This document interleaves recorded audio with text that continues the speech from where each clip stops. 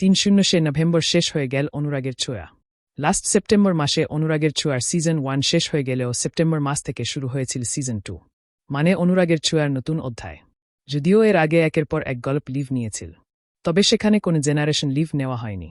তবে সেপ্টেম্বর মাসে generation leave নেওয়া হয়েছিল। তখন থেকে টিআরপি তালিকায় ভালো জায়গায় থাকলেও অপোজিট ধারাবাহিক থেকে গ্যাপ ছিল খুবই কম, মানে এক সপ্তাহ স্লট পেলে পরের সপ্তাহ স্লট হারা হয়।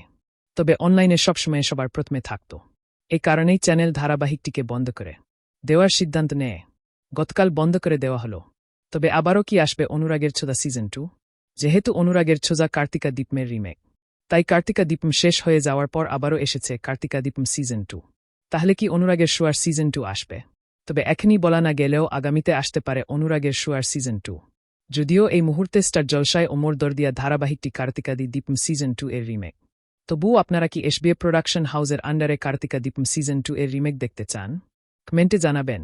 বাংলা বিনোদনের এই ধরনের সকল আপডেট সবার আগে পেতে চ্যানেলটি সাবস্ক্রাইব করে পাশে থাকা বেল আইকনটি বাজিয়ে দিন।